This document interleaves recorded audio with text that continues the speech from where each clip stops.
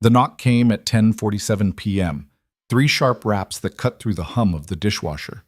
Noah Bennett froze, soapy plate in hand, because nobody just showed up at his apartment unannounced. Not on a Saturday, not ever. When he opened the door, his boss stood there in a black evening dress, mascara smudged, eyes red, and everything he'd spent 2 years carefully ignoring came crashing into the narrow hallway between them. Victoria Hale didn't do vulnerability. She didn't do messy, but here she was, looking like someone who'd just walked away from a wreck, and the only word that came out of her mouth was his name. Noah. If you want to see how a single moment can rewrite everything you thought you knew about yourself, stick around. Drop a like and comment what city you're watching from.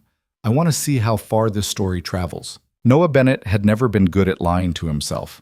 It was a character flaw, really, the kind that kept him up at night, staring at water stains on the ceiling, cataloging all the things he should have said differently. At 32, he'd accepted that peace of mind wasn't something he was wired for. Some people slept like the dead. Noah slept like someone waiting for the other shoe to drop. Tonight was supposed to be simple. Mia was at his sister's place for the weekend, which meant he had 48 blissful hours of no bedtime negotiations, no impromptu science experiments involving his good towels, and no 6 a.m. wake-up calls from a 7-year-old who treated Saturday mornings like a competitive sport. He'd planned to do absolutely nothing. Maybe watch something brainless on TV. Maybe finally fix that cabinet hinge that had been hanging on by spite and a single screw for the last 3 months. Instead, he was elbow-deep in dish soap, scrubbing marinara sauce off a pot he should have soaked hours ago when the knock came. 3 raps. Firm. Deliberate. Noah glanced at the microwave clock. 10:47 p.m. His mind went through the list, not the neighbors, because Mrs. Alvarez next door was 83 and in bed by 8. Not his sister, because she would have texted first.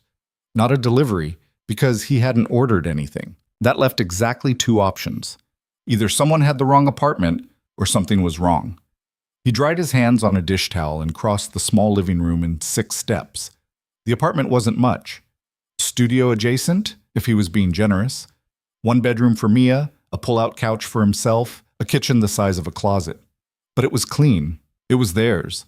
And it didn't come with a landlord who asked questions about why a single dad was raising a kid on his own. He checked the peephole, and his entire chest locked up. Victoria Hale stood in the hallway, one hand braced against the doorframe like she wasn't sure her legs would hold. She wore a black dress, the kind that probably cost more than his rent, but it was wrinkled. Her hair, usually pulled back in a neat twist, was loose, falling in dark waves around her face. And her eyes, the same sharp brown eyes that had spent 2 years looking at him across conference tables and through office glass, were red-rimmed and unfocused. She'd been crying. Noah's hand hovered over the deadbolt. This wasn't right. Victoria didn't cry. Victoria didn't show up at employees' apartments at 10:47 on a Saturday night, looking like someone had taken a sledgehammer to her composure.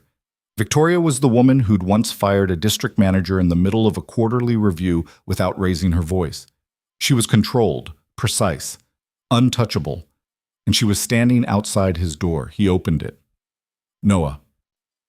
Her voice cracked on his name, and she immediately looked away, like she couldn't believe she'd said it out loud. Ms. Hale, don't. She held up a hand. Don't do that. Do what? Call me that. Not. She pressed her fingers against her temple. Not right now. He didn't know what to say, didn't know what this was, so he stepped aside. Do you want to come in? She hesitated. For a woman who made decisions that affected thousands of people without blinking, she hesitated. Then she stepped inside, and Noah closed the door behind her, feeling like he'd just made a choice he couldn't take back. The apartment felt smaller with her in it. She stood in the center of his living room, arms wrapped around herself, looking at the mismatched furniture and the toy bin in the corner like she'd stumbled into someone else's life. I'm sorry, she said quietly. I shouldn't have come here. It's fine. It's not fine. It's... She turned to face him, and the expression on her face was something he'd never seen before. Lost. Completely, utterly lost. I didn't know where else to go. Noah's throat tightened. Are you okay? She laughed, but it came out sharp and bitter. No, no, I don't think I am. He wanted to ask what happened, wanted to know who or what had put that look in her eyes. But he also knew that whatever this was, it wasn't something you rushed. So he gestured toward the couch. Sit. I'll make coffee. You don't have to, sit. She sat. Noah moved into the kitchen, grateful for something to do with his hands. He filled the kettle, measured out grounds, and focused very hard on not thinking about the fact that his boss, the woman he'd spent 2 years trying not to think about, was sitting on his couch in a wrinkled evening dress, looking like her entire world had just come apart. Because here was the thing Noah had never told anyone. He'd been half in love with Victoria Hale since the day she'd promoted him to regional coordinator. It was the kind of feeling he'd gotten good at ignoring, the kind that lived in the gap between what you wanted and what you were allowed to have. She was his supervisor. She was older, not by much, maybe 5 or 6 years, but enough that the office gossip would have a field day. And she was Victoria Hale, the woman who wore power like a second skin, who could walk into a room and make grown men stumble over their presentations. And he was Noah Bennett, the single dad who ate lunch at his desk and left exactly at 5 because daycare didn't care about quarterly reports. So he'd buried it, kept his head down, did his job, and convinced himself that the way she looked at him sometimes, like she was trying to figure out a puzzle she didn't have all the pieces to, didn't mean anything. The kettle whistled. He poured 2 cups, added cream to hers because he'd noticed she always took it that way in meetings, and carried them back to the living room. She took the mug without looking at him. You remembered. What? How I take my coffee. Noah sat down in the armchair across from her because sitting next to her felt like it would break something. Yeah, I guess I did. She wrapped both hands around the mug, staring into it like it held answers. For a long moment, neither of them said anything.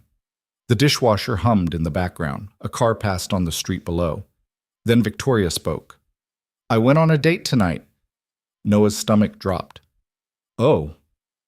A friend set it up. She's been trying for months. Said I work too much, that I need to get out more. She took a sip of coffee, grimaced. So I went. He didn't want to hear this. Didn't want to know about some guy who'd taken her to dinner, who'd made her laugh, He spent the entire evening talking about himself, Victoria continued, her voice flat. His car, his portfolio, his ex-wife's inadequacies. And then, when the check came, he looked at me and said, You know, you're pretty impressive for someone your age. Noah's jaw tightened. He said that? For someone my age. She laughed again, that same bitter sound. Like I should be grateful. Like turning 38 is some kind of expiration date. And the worst part? She finally looked up, and her eyes were blazing. I sat there and smiled. I thanked him for dinner. I let him walk me to my car and tell me he'd call, even though we both knew he wouldn't. Because that's what you do, right? You play the game. You pretend it doesn't bother you. Noah set his mug down carefully. You don't have to pretend. I've been pretending for 2 years, Noah. The air between them changed. What are you talking about? He asked, even though part of him already knew. Victoria set her mug on the coffee table and leaned back, closing her eyes. Do you know what it's like to sit across from someone who doesn't see you, who looks at you and sees a position or a paycheck or a thing to acquire? Yeah, Noah said quietly. I do. She opened her eyes. You do? He thought about Mia's mother, about the woman who'd left when their daughter was 6 months old because being a mom didn't fit her vision of herself, who'd signed away custody without a fight and sent a birthday card once a year like that counted for something. Yeah, he said again. Victoria studied him for a long moment. Then she leaned forward, elbows on her knees, and said the thing that changed everything. I spend all day making decisions, big ones. I've restructured entire divisions. I've let people go. I've built strategies that affect thousands of jobs. And I'm good at it. I don't apologize for being good at it. You shouldn't. But then I come home and it's just, she gestured around the empty air. Nothing. No one. And every guy I meet either wants to fix me or compete with me or put me on a shelf like some kind of trophy. And I'm tired, Noah. I'm so tired of people who don't know the first thing about who I actually am. So why did you come here? The question came out rougher than he meant it to. Victoria met his eyes, held them. Because you do. Noah's heart slammed against his ribs. You see me, she continued, her voice steady now. Not the title, not the salary, not the age or the expectations, just me. And I don't know when that happened or how, but it did. And tonight, sitting across from that man who couldn't be bothered to ask me a single real question, all I could think about was you. He couldn't breathe, couldn't think. Victoria, son, I'm not asking for anything, she said quickly. I know this is inappropriate. I know you probably think I've lost my mind showing up here like this, but I needed you to know. I needed to say it out loud before I talked myself out of it again. Noah stood up, not because he was leaving, because sitting felt impossible. You think I don't know? He said. She blinked. What? You think I don't know what it's like to see someone every day and pretend I don't? He ran a hand through his hair, pacing to the window and back. You think I haven't spent the last 2 years trying not to notice the way you drink your coffee, or the way you tap your pen when you're thinking, or the fact that you always take the stairs instead of the elevator because you like the quiet? Victoria stood up too, slowly. Noah, I know exactly who you are, he said, his voice low. I know you stay late on Thursdays because that's when you review budgets and you don't want anyone bothering you. I know you rewrite emails 3 times before you send them because you want every word to be right. I know you pretend you don't like the cookies in the break room, but you always take one when you think no one's looking. Her breath hitched. You notice that? I notice everything about you, and it's been driving me insane. They stood there, 3 feet apart, and the silence was so heavy Noah could feel it pressing against his skin. Why didn't you say anything? Victoria whispered. Why didn't you? Because you work for me. Because it would be complicated. Because I didn't think... She stopped, swallowed hard. I didn't think you'd feel the same way. Noah almost laughed. Almost. I've been trying not to feel this way since the day you promoted me. Do you know how hard that is? Sitting in meetings, listening to you talk, and forcing myself to focus on spreadsheets instead of the way your voice sounds when you're excited about something. Noah, and then you show up here, looking like... He gestured helplessly at her. Like this. And you tell me you see me and I'm supposed to just... What? Pretend I don't want to... He cut himself off, took a step back. Victoria's eyes were wide, her chest rising and falling too fast. Want to what? This is a bad idea, Noah said. I know. You're my boss. I know. People will talk. I don't care. She closed the distance between them, and Noah's entire body went rigid. I don't care about the gossip or the optics or any of it. I care about this, about you. Victoria, tell me you don't feel it, she said, her voice fierce now. Tell me I'm wrong. Tell me I imagined every look, every moment, every time we ended up standing too close and neither of us moved away. Tell me, and I'll leave. I'll walk out that door, and we'll never talk about this again. Noah looked at her, really looked at her. At the desperation in her eyes, the vulnerability she was offering him like a gift. And he realized something. He was done lying to himself. I can't, he said. Can't what? Tell you you're wrong. He reached up, slowly, and tucked a strand of hair behind her ear. His hand was shaking. Because you're not. Victoria's eyes fluttered closed. Then what do we do? I don't know. We can't. There are rules, policies. If anyone found out, I know. It could ruin your career. I don't care about my career, Noah said, and realized he meant it. I care about doing the right thing, and I care about not screwing this up. Victoria opened her eyes. What if we can't not screw it up? What if there's no way to do this that doesn't end badly? Then we figure it out. He let his hand fall away, even though it killed him. But not like this. Not with you upset and me... Upset? She laughed, and this time it sounded almost real. Noah, I'm not upset. I'm terrified. Of what? Of how much I want this. She looked up at him, and her honesty was staggering. Of how much I want you. The words hung between them, impossible to take back. Noah's hands clenched at his sides. Every instinct he had was screaming at him to close the gap, to kiss her, to stop thinking about consequences and just feel something good for once in his life. But he didn't. Because Victoria deserved better than a decision made at 11 o'clock at night in a messy apartment while she was still raw from a bad date. She deserved intention, clarity, a choice made in daylight when they'd both had time to think. "Stay," he said. She froze. "What? Not?" He shook his head quickly. "Not like that. Stay. Have another coffee. We'll talk. Actually talk. And tomorrow, when your head's clear and you're not," he gestured vaguely, "we'll figure out what this is." Victoria stared at him like he'd just spoken a foreign language. "You want to talk?" "I want to do this right," Noah said, "if we're going to do it at all." For a long moment she didn't move. Then, slowly, she nodded. "Okay. Okay? Okay." She sat back down on the couch, smoothing her dress. "Let's talk." Noah sat down across from her again, and this time the silence didn't feel suffocating. It felt like breathing room. "Tell me about Mia," Victoria said quietly. He blinked. "What?" "Your daughter. You talk about her sometimes, at work, but I want to hear it from you, not the work version." So he told her. He told her about the pregnancy that ended a relationship instead of starting one, about late-night feedings and the terror of being solely responsible for a tiny human who couldn't even hold her own head up, about Mia's first word, Dada, at 11 months, clear as a bell, and how he'd cried for an hour afterward, about birthday parties and scraped knees and the way she'd recently decided she wanted to be an astronaut veterinarian when she grew up.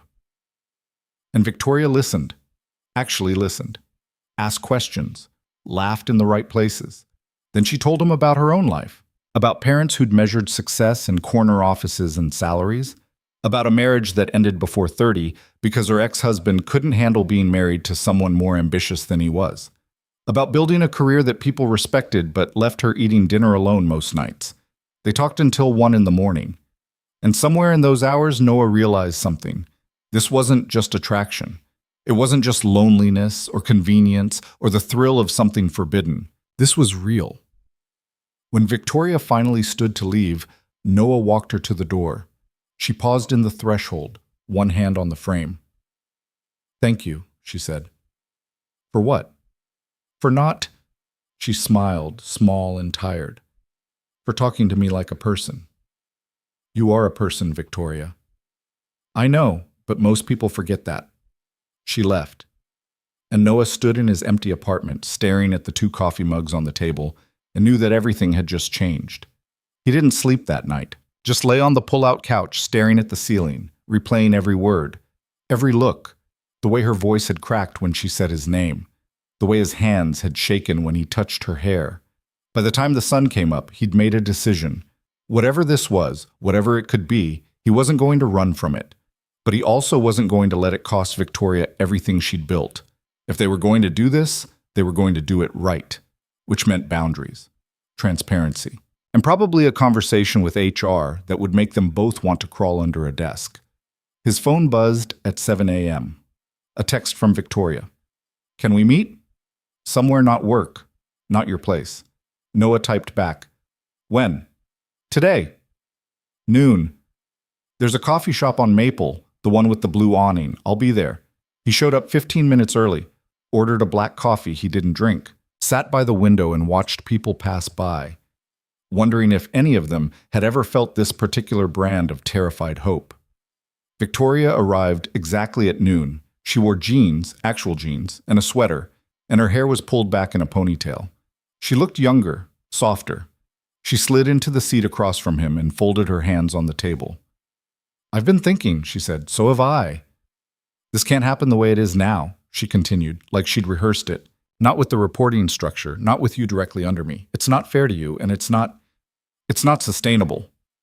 Noah's chest tightened. "So what are you saying?" "I'm saying I want this. I want you, but not if it means putting your job at risk." She took a breath. "So I'm proposing a solution." "What kind of solution?" "There's an opening in the strategy division. Same level as your current position, but different department, different supervisor. It's a lateral move, so no one would question it, and it would mean we're not, technically, breaking any rules." Noah leaned back in his chair, processing. "You want me to transfer?" I want us to have a chance, Victoria said, her voice steady. A real one, without the power dynamic, without the secrecy. And you think that'll work? I think it's the only way this works. He looked at her, at the determination in her eyes, the vulnerability underneath it. Okay, he said. She blinked. Okay? I'll take the transfer. Just like that? Just like that. Noah leaned forward.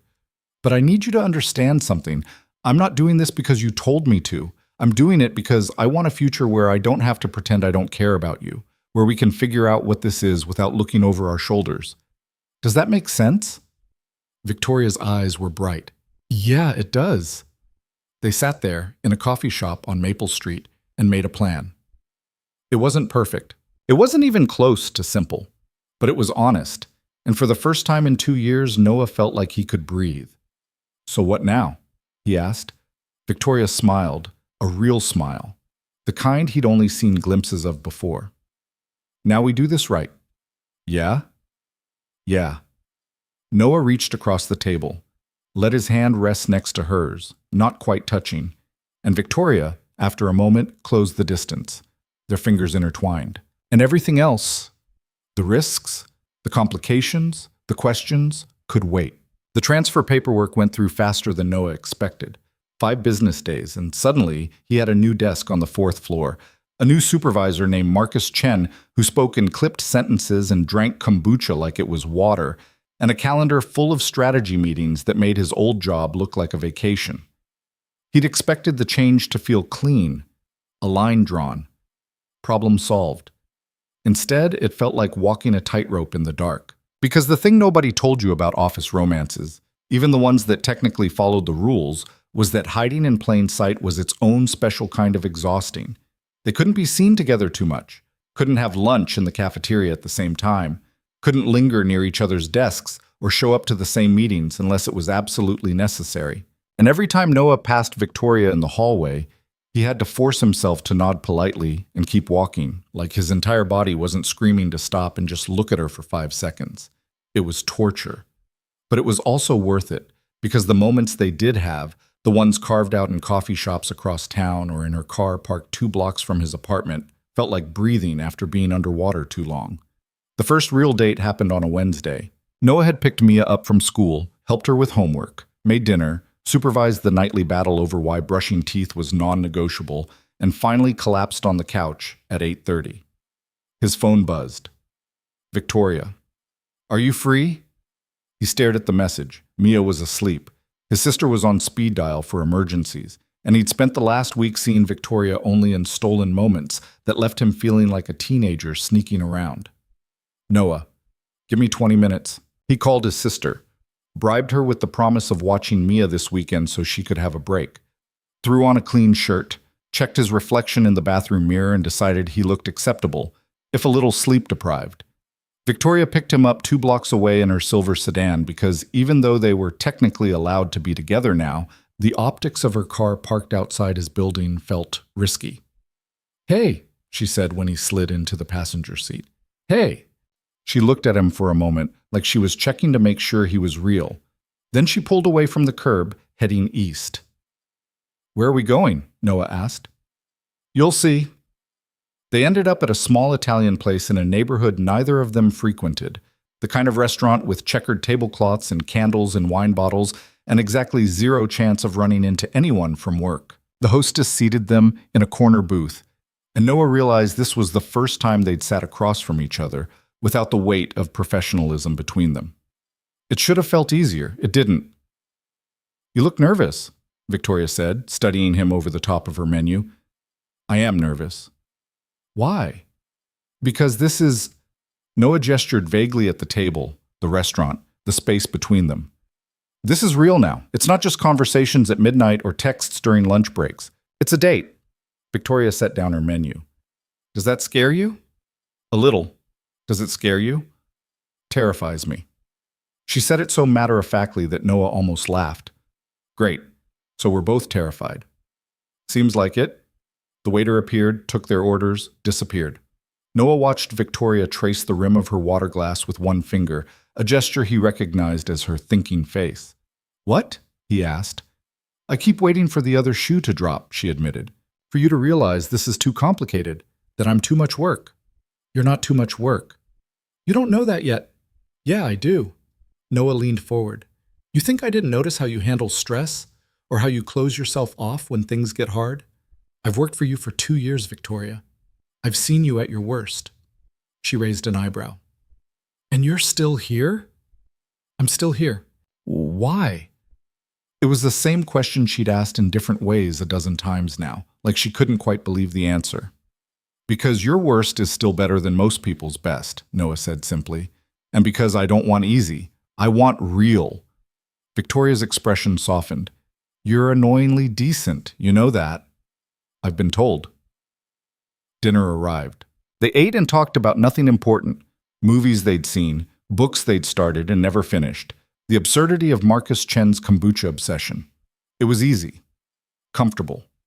And somewhere between the pasta and dessert, Noah felt the tightness in his chest start to loosen. This could work.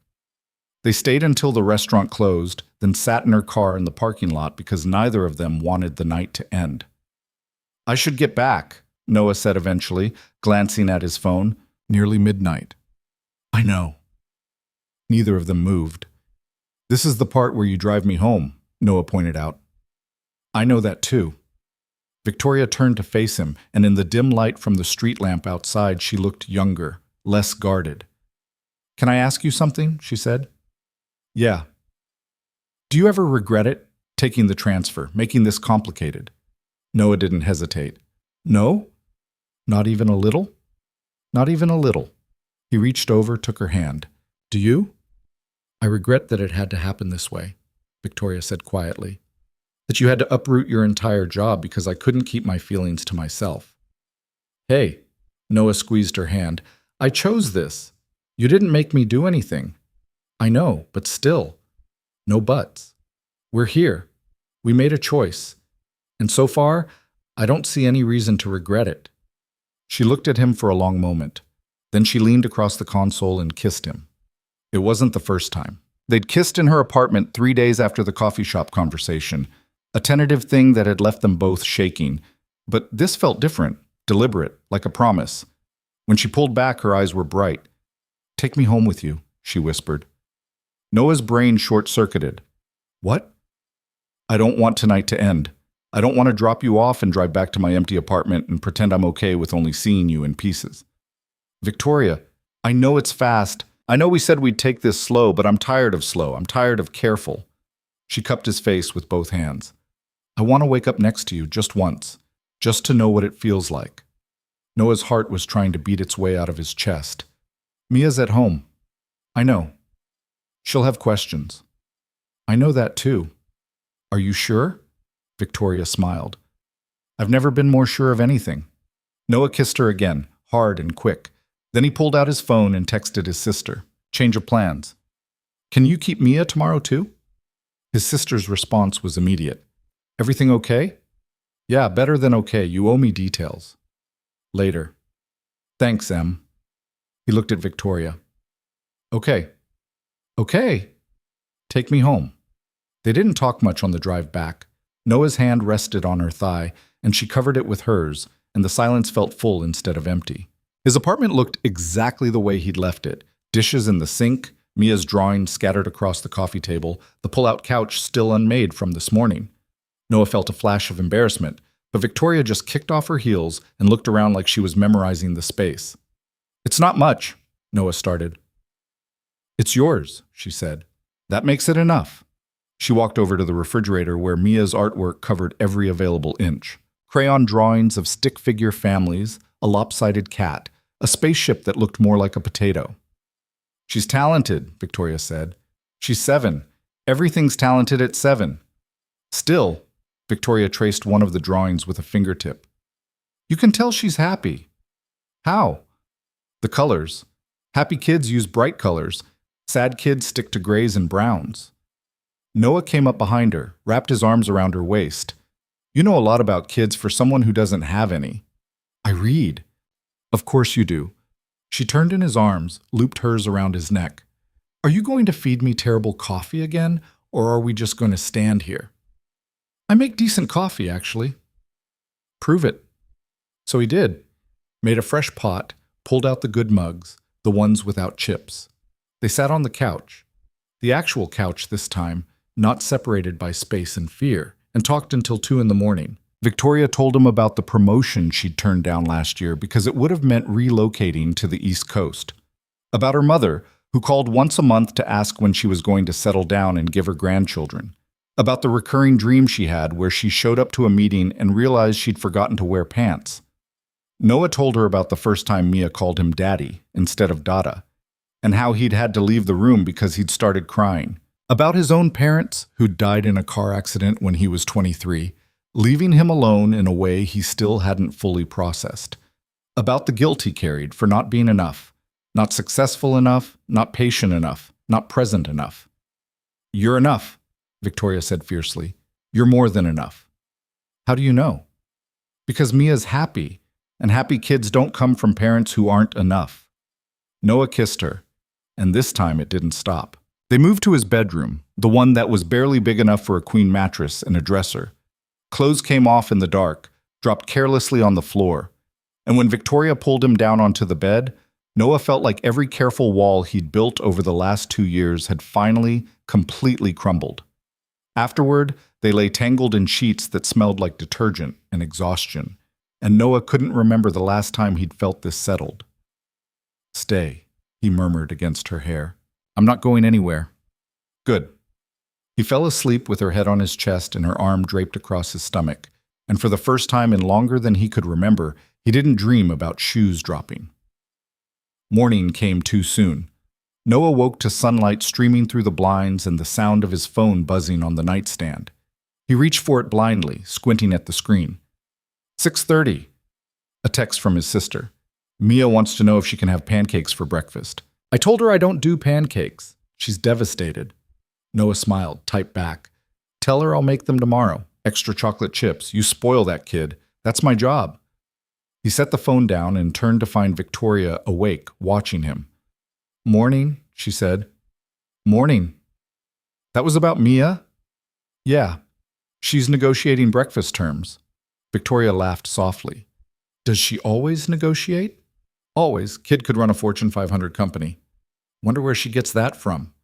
Noah poked her side gently. "Definitely not me. I'm terrible at negotiating." "You negotiated your way into my life." "That wasn't negotiation. That was desperation." Victoria propped herself up on one elbow, looking down at him. Her hair was a mess, makeup smudged, and Noah thought she'd never looked more beautiful. "I need to tell you something," she said. His stomach tightened. "Okay. Us, it's going to get complicated. People are going to notice. They're going to talk." "I know. And some of them are going to say things about the age gap, about you transferring, about whether this is real or just..." She paused. "Just me taking advantage. Let them talk. It might affect your career." "I don't care." "You should care, Noah. You worked hard to get where you are. And I'll work hard to stay there. But I'm not giving this up because people can't mind their own business." He reached up, tucked her hair behind her ear. "Unless you're having second thoughts." "No, no second thoughts. Just, I need you to understand what you're signing up for." "I understand." "Do you?" "Because this isn't just dating someone from work. This is dating your former boss. There's a power dynamic, even now, and people will see it that way." Noah sat up, pulling the sheet around his waist. "You want to know what I see?" "What?" "I see someone who's terrified of letting people in because every time she does, they prove her right about why she shouldn't. I see someone who thinks she has to earn affection by being perfect. And I see someone who showed up at my apartment in the middle of the night because she was brave enough to admit she wanted something real." Victoria's eyes were glassy. "So, yeah," Noah continued, "I know what I'm signing up for, and I'm still here." She kissed him, hard, and when she pulled back, she was smiling through tears. "You're going to ruin me," she whispered. "Good." They stayed in bed for another hour, talking in low voices about nothing and everything. Then Victoria's phone rang. She checked the screen, sighed. "It's work." "On a Thursday morning?" "Crisis doesn't take weekends." She answered. "Hail." Noah watched her face shift into professional mode, shoulders back, voice crisp, all traces of vulnerability gone. It was fascinating watching her put on armor in real time. "I'll be there in an hour," she said, then hung up. She looked at Noah. "I have to go." "What happened?" "Client meltdown. They're threatening to pull the contract if we don't get someone on site today." "Do you need me to?" "No, your strategy now. Different division." She started gathering her clothes from the floor. "But I appreciate the offer." Noah watched her dress, trying not to feel like the spell had broken. "Hey," she said, catching his expression, "this doesn't change anything." "I know. I mean it. Last night was—" She paused, searching for words. "Last night was everything. This is just work." "Okay." She came back to the bed, kissed him once more. "I'll call you later. Be safe." "Always am." She left, and the apartment felt too quiet. Noah showered, made coffee, tried not to obsess over every small thing. The way she'd looked at Mia's drawings. The way she'd fallen asleep with her hand over his heart. The way she'd said everything like she meant it. His phone buzzed. "Victoria." "I already miss you." Noah smiled. "Miss you too. Dinner tonight? My place? I have Mia. Bring her." Noah stared at the message. Read it 3 times to make sure he wasn't misreading. "Are you sure? I want to meet her, properly, not as your boss, as the person who's dating her dad." Noah's chest felt too tight. "She's going to grill you." "I can handle a 7-year-old. Famous last words. See you at 6? See you at 6. Noah set the phone down and tried to process what had just happened. Victoria wanted to meet Mia. Not as a coworker, not as someone passing through, as someone who mattered. This was real. He spent the rest of the day cleaning the apartment, doing laundry, and trying not to spiral into anxiety. By the time he picked Mia up from his sister's place, he'd convinced himself this was either the best idea ever or a disaster waiting to happen. "Daddy!" Mia launched herself into his arms, nearly knocking him backward.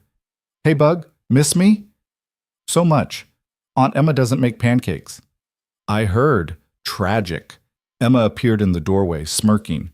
"She's been complaining for 20 minutes. "I don't complain," Mia said indignantly. "I express my feelings." Noah bit back a laugh. "Where'd you learn that?" "School. Miss Rodriguez says we should always express our feelings. Miss Rodriguez is very smart." He set Mia down, grabbed her backpack. "Listen, Bug, we're doing something different tonight." "What?" "We're having dinner at my friend's house." Mia's eyes narrowed. "What friend?" "Her name's Victoria. She's—" Noah glanced at his sister, who was watching this exchange with barely concealed glee. "She's someone I care about a lot." "Is she your girlfriend?" Emma coughed to cover a laugh. "Yeah," Noah said. "She is." Mia considered this. "Does she like space?" "I don't know. You'll have to ask her." "Okay, can I bring my rocket?" "Sure." "And my astronaut bear?" "Whatever you want, Bug." Mia nodded, apparently satisfied. "I'm going to go pack." She disappeared into the guest room, leaving Noah alone with his sister. "So," Emma said. "Girlfriend, huh?" "Don't start." "I'm not starting. I'm observing. There's a difference." "Emma, is this the same person you've been sneaking around with for the last 2 weeks?" "I haven't been sneaking." "Noah, you asked me to watch Mia 3 times in 10 days. You never asked me to watch Mia." He sighed. "Yeah, it's the same person. And she wants to meet the kid?" "Apparently." Emma studied him for a moment. "You look happy."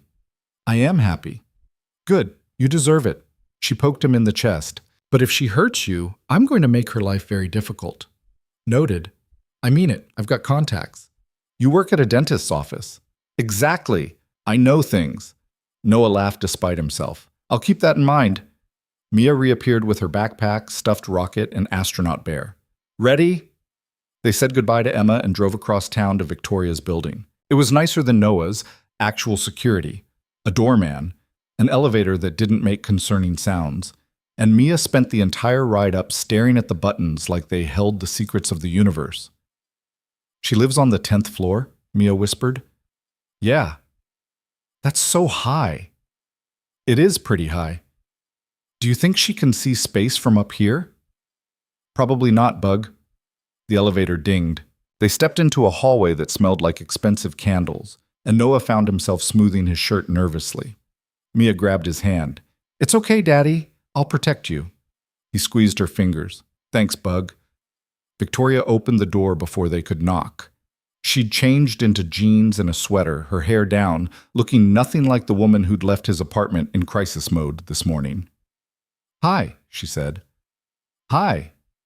They stood there for a moment, just looking at each other. Then Mia cleared her throat loudly. I'm Mia. Victoria's attention shifted down, and her entire expression softened. Hi, Mia. I'm Victoria. It's really nice to meet you. Do you like space? Victoria blinked. Yes, I do. Good. This is Buzz. He's an astronaut. Mia held up the bear. He looks very professional.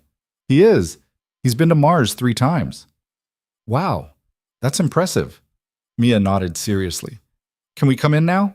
Daddy says it's rude to stand in doorways. Victoria laughed, a real one, and stepped aside. Of course. Come in. The apartment was exactly what Noah expected. Clean lines, neutral colors, everything in its place. But there were also small touches that felt like Victoria. A stack of books on the coffee table, a blanket draped over the couch, a collection of framed photos on the bookshelf. Mia made a beeline for the bookshelf. Do you have any books about rockets? I don't think so, but I have some about explorers. That works. Victoria glanced at Noah, eyebrows raised. He shrugged helplessly. Dinner was surprisingly easy. Victoria had ordered Thai food, pad Thai for her, spring rolls for Noah, and chicken fried rice for Mia after she'd asked approximately 700 questions about what was in everything. They ate at Victoria's dining table, which was probably the first time it had been used for an actual meal in months, and Mia talked non-stop about school, her friend Jaden, who could burp the alphabet, and her current theory about whether aliens had already visited Earth and were just really good at hiding.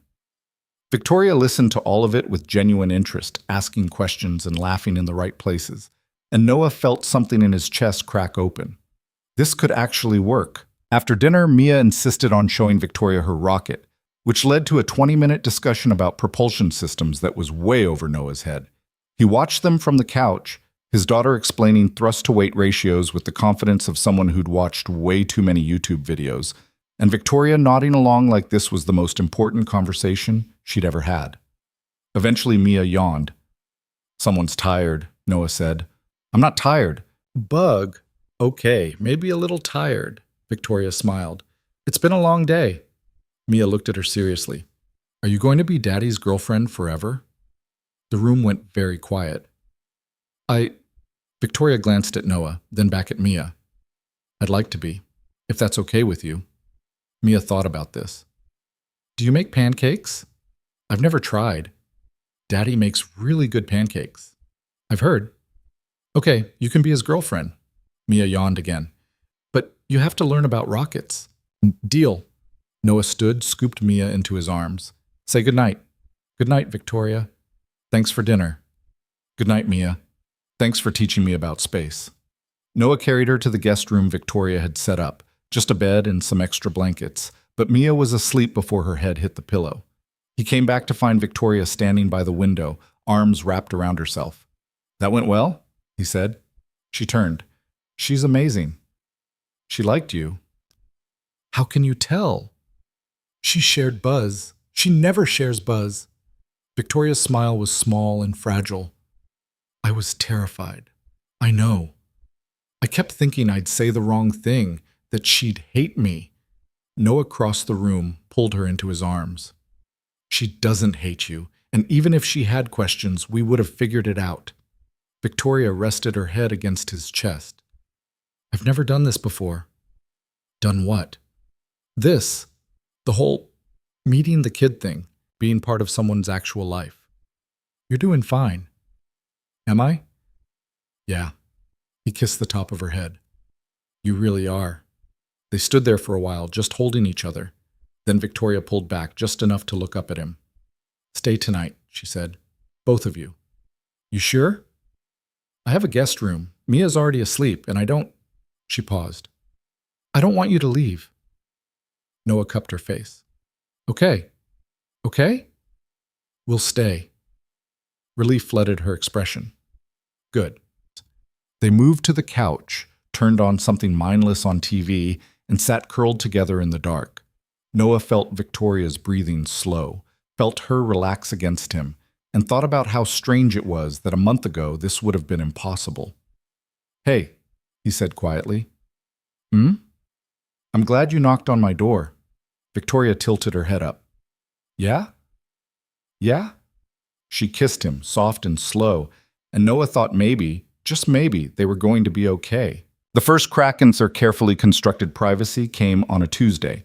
Noah was in the break room on the 4th floor, microwaving leftover lasagna and scrolling through his phone, when he heard the voices. 2 women from accounting standing just outside the door, speaking in those stage whispers people used when they wanted to be overheard. I'm just saying, it's suspicious. He transfers right when she starts acting different. Different how? I don't know. Happier?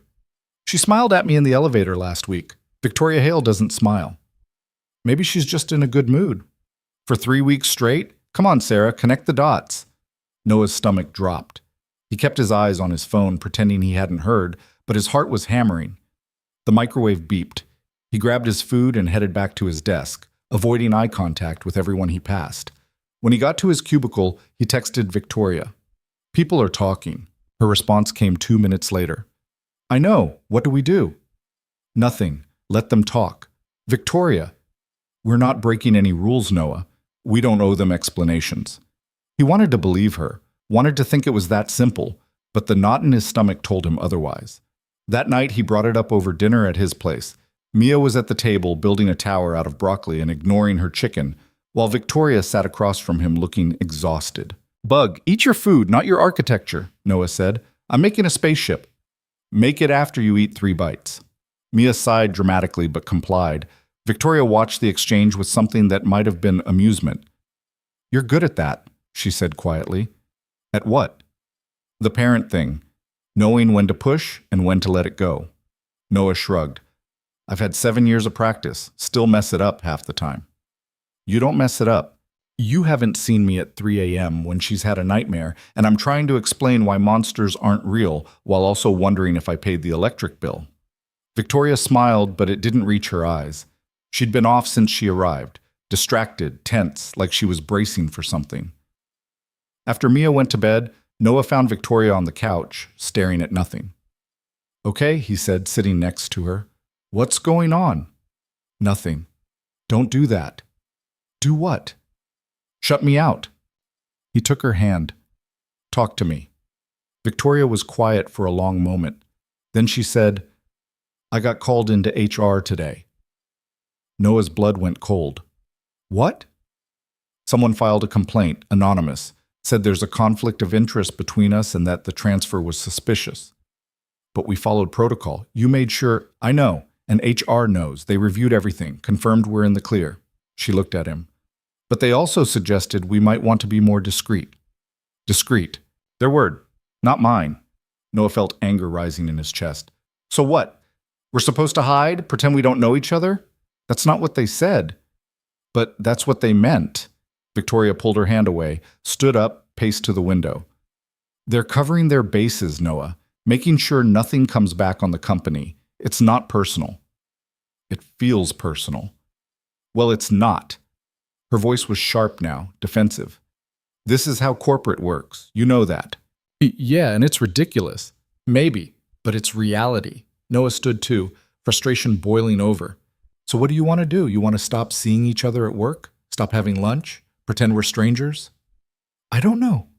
Victoria's voice cracked. I don't know what I want, Noah. I just know that I'm tired. I'm tired of defending this, of justifying it, of feeling like I have to apologize for wanting something that makes me happy. The silence that followed was suffocating. I'm not asking you to apologize, Noah said finally, his voice quieter now. I'm asking you to fight for this. For us. I am fighting for us. That's why I transferred you. That's why I went to HR and made sure everything was documented. But there's only so much I can control. I know. Do you? Because sometimes it feels like you think this is easy for me. Like I'm not constantly worried that one wrong move is going to blow up both our careers. Noah crossed to her, took her shoulders gently.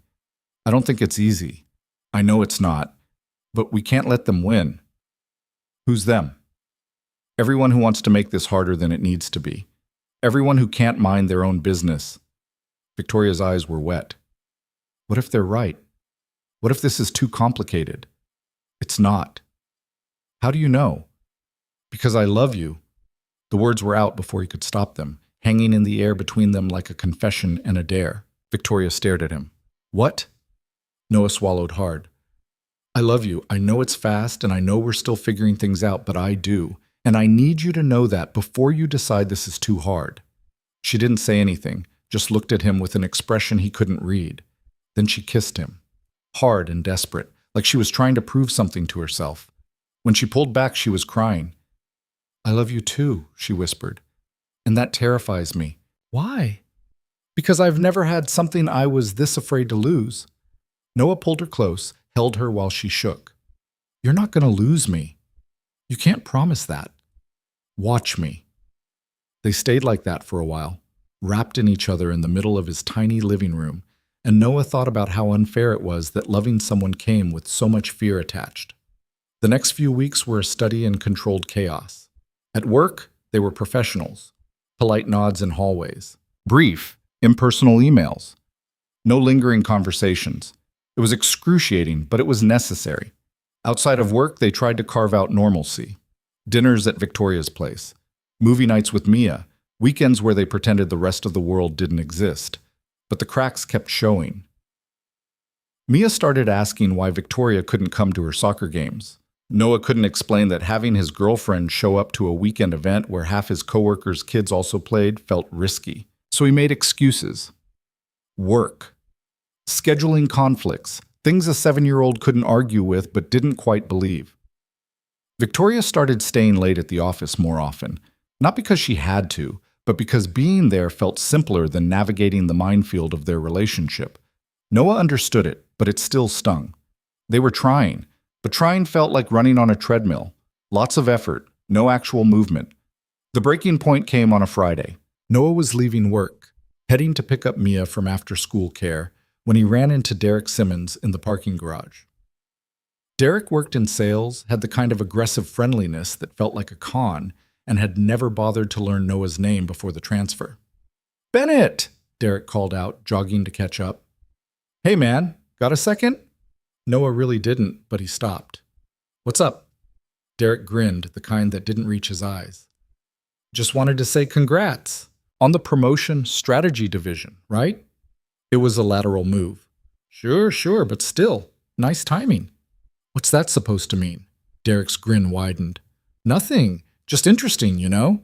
You work under Hale for 2 years, then suddenly you're transferred right when she starts, glowing. Noah's jaw tightened. I don't follow. Come on, man, everyone knows. You two aren't exactly subtle. There's nothing to know. Right. Derek clapped him on the shoulder. Well, good for you. Sleeping your way into a better position. That's the dream, isn't it? Noah's fist connected with Derek's jaw before he'd fully decided to swing. Derek stumbled back, hand flying to his face. What the hell? Don't. Noah's voice was low, shaking. Don't talk about her like that. You just assaulted me. You insulted my girlfriend. Consider it even. Derek's eyes went wide. Then he laughed, bitter and mean. So it's true. Man, this is going to be all over the office by Monday.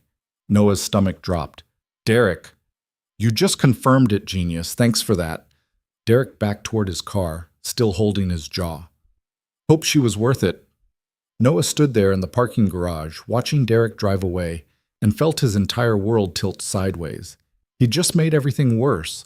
He called Victoria on the way to pick up Mia. She answered on the first ring. Hey, I'm just finishing up. I hit Derek Simmons. Silence. You what? Noah gripped the steering wheel.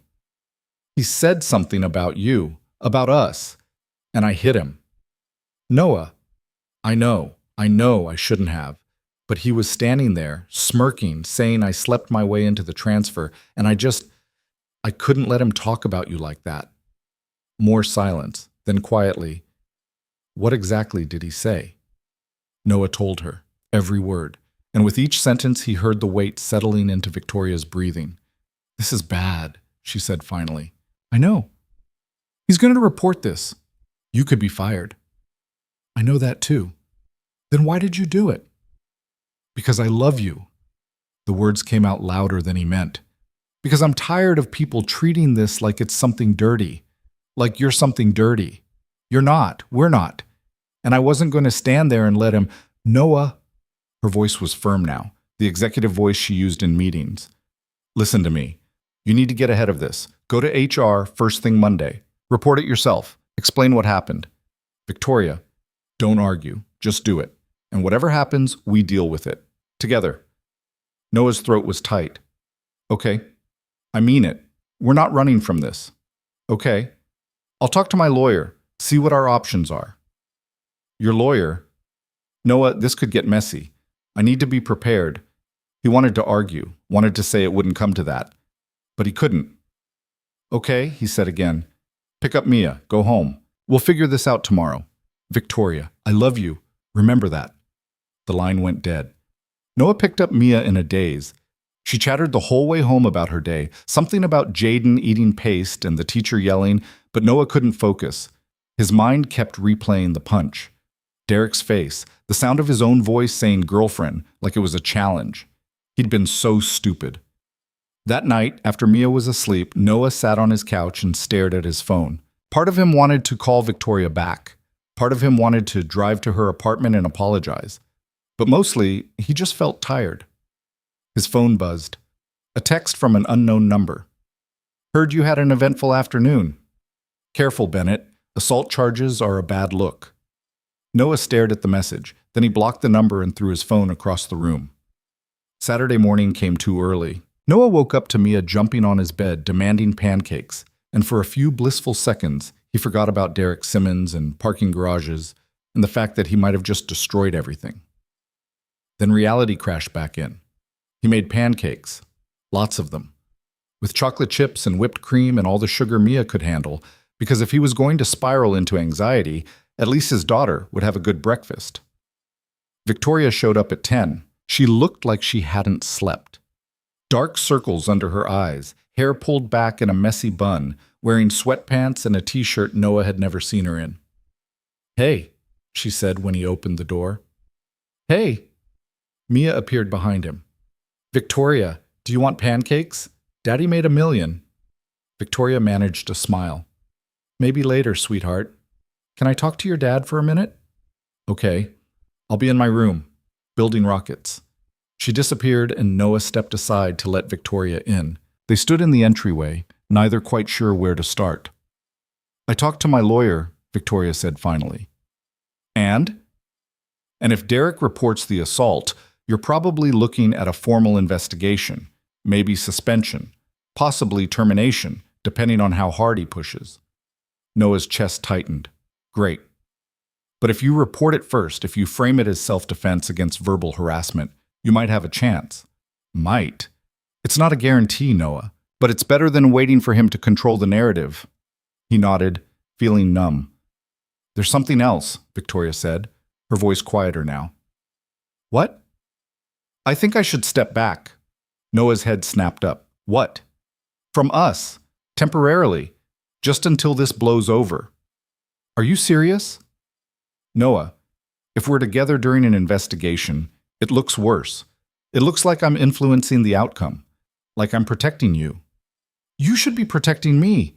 I protected you." "I know, and I'm grateful. But this isn't about gratitude. It's about optics." "Screw optics," Noah's voice rose. "You're really going to bail because some corporate policy says it looks bad?" "I'm not bailing. I'm being strategic." "No, you're being a coward." Victoria flinched like he'd slapped her. The silence was brutal. "I'm sorry," Noah said immediately. "I didn't mean—" "No, you did." Victoria's voice was steady, but her eyes were blazing. "You think I'm choosing my career over you, aren't you? I'm trying to protect both of us.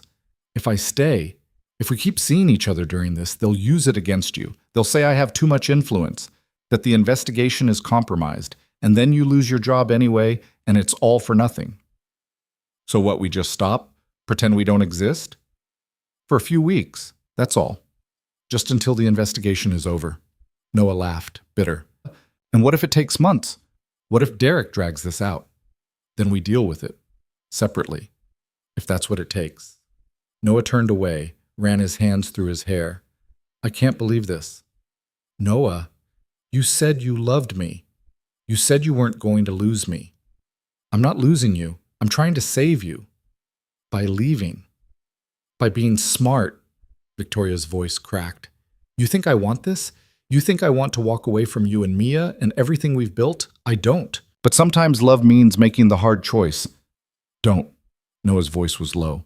Don't make this sound noble. You're scared. You're scared that staying means risking your reputation, and you'd rather bail than fight. Victoria's face went pale. That's not fair. Isn't it? She stared at him for a long moment. Then she picked up her bag. I should go.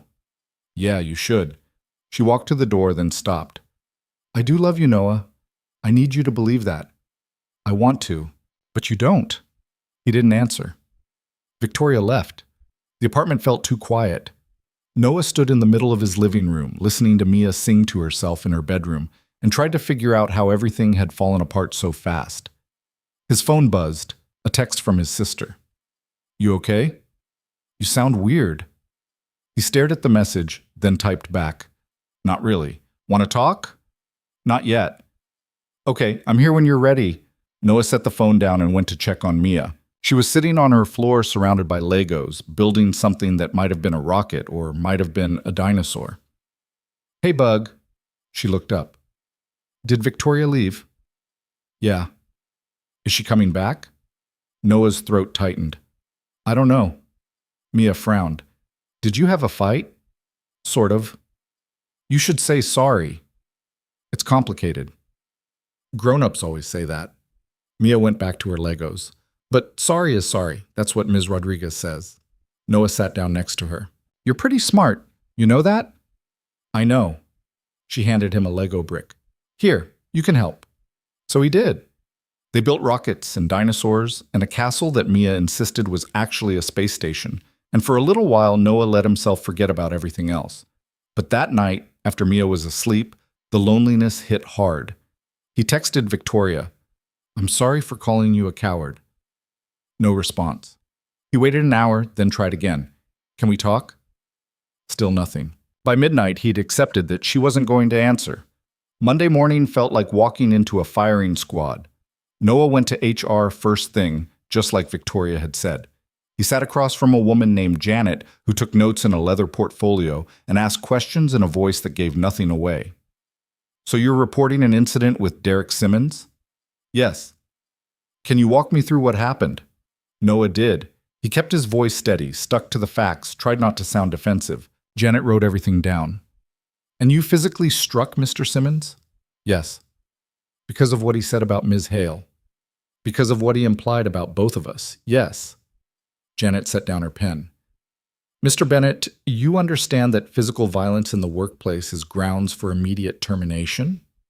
Yes. And you still chose to strike him? Noah met her eyes. He was making accusations that weren't true. He was being disrespectful, and I reacted poorly. I take full responsibility for that. Are you and Ms. Hale in a relationship? There it was, the question he'd been dreading. Noah took a breath. Yes. Janet made a note. And when did this relationship begin? After I transferred to strategy. We made sure there was no conflict of interest. I see. More notes. And the transfer, was that related to the relationship? It was to prevent a conflict of interest. Ms. Hale arranged it to keep everything professional. Janet nodded slowly. I'll need to verify that with Ms. Hale. Of course. In the meantime, I'm going to have to place you on administrative leave pending the outcome of this investigation. You'll continue to receive pay, but you won't be permitted on company premises. Noah's stomach dropped. For how long? However long the investigation takes. Could be a week, could be longer. And if Derek files charges, then we deal with that separately. Janet closed her portfolio. Mr. Bennett, I want to be clear. This is a serious matter. Assault is not something we take lightly. I understand. I hope you do.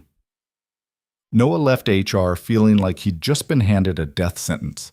He cleaned out his desk, temporary, they said, but it felt permanent, and walked out of the building at 9:30 on a Monday morning with a box of his things and no idea what came next. His phone rang as he reached his car. Victoria. He almost didn't answer, but he did. Noah. Her voice was tight. I just got called into HR. I know, I reported it this morning. They're asking about the transfer, about us. I told them the truth. Silence. I'm on administrative leave, Noah said, effective immediately. I'm so sorry. Are you? The words came out harsher than he meant. Of course I am. Noah, I never wanted this. But you saw it coming. Yes. And you still asked me to step back. More silence. I have to go, Victoria said quietly. They're waiting for me. Yeah. Go. She hung up. Noah sat in his car in the parking garage where he'd punched Derek Simmons 72 hours ago and wondered how everything had gone so wrong so fast. His phone buzzed again. A text from Victoria. I meant what I said. I love you. That hasn't changed. Noah stared at the message for a long time. Then he typed back. Then prove it. He started the car and drove home and tried not to think about what happened next. The text sat on Noah's phone like a challenge he wasn't ready to answer. Then prove it. He'd sent it to Victoria in a moment of anger and hurt, sitting in his car after being put on administrative leave, and now he didn't know what he'd expected. An immediate response, a grand gesture, some sign that she was willing to fight as hard as he was? Instead, there was silence. Noah drove home in a fog. The box of his desk belongings sat in the passenger seat, like evidence of a crime he wasn't sure he'd committed. His phone stayed quiet, and by the time he pulled into his parking spot, he'd convinced himself that maybe this was it. Maybe Victoria had finally decided he wasn't worth the complications. The apartment felt too empty. Mia wouldn't be home for hours. He had nothing to do and too much time to think about it. He unpacked the box mechanically. Picture frame of Mia. Coffee mug that said "World's Okayest Dad" that his sister had given him as a joke. A stack of project files he probably shouldn't have taken, but nobody had stopped him. His desk plant, which had somehow survived 2 years of his neglect. His phone buzzed. Emma. Mia wants to know if she can have a sleepover at Jaden's house Friday. Noah stared at the message. Friday was 3 days away. He was supposed to be back at work by Friday. Except now he wasn't sure if he'd ever be back at work. Sure, I'll coordinate with Jaden's mom. Emma.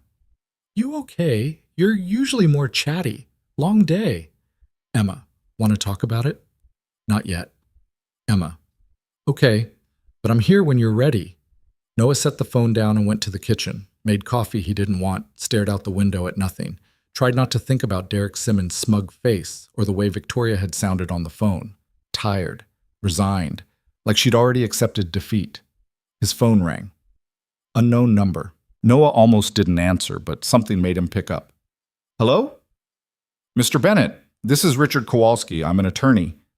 Noah's stomach dropped. Okay. I've been retained by Derek Simmons regarding an incident that occurred on Friday. I'm calling to inform you that my client is considering filing both criminal assault charges and a civil suit for damages. Damages? Emotional distress, medical expenses, loss of workplace security. The list is fairly extensive. Noah sat down hard on the couch. I see. However, my client is willing to consider a settlement. If you're interested in discussing terms, I'd suggest you retain counsel of your own. And if I'm not interested? Then we proceed with the charges and the suit. I should warn you, Mr. Bennett, that workplace violence cases tend not to go well for the aggressor, particularly when there's a power dynamic involved. A power dynamic? My client has documentation suggesting you were involved in a relationship with a superior and that the transfer was arranged to circumvent company policy. That paints a certain picture, I'm sure you understand. Noah felt like he'd been punched. That's not what happened. I'm simply informing you of how it might appear to a jury. I'll give you 48 hours to consider your options. After that, we file.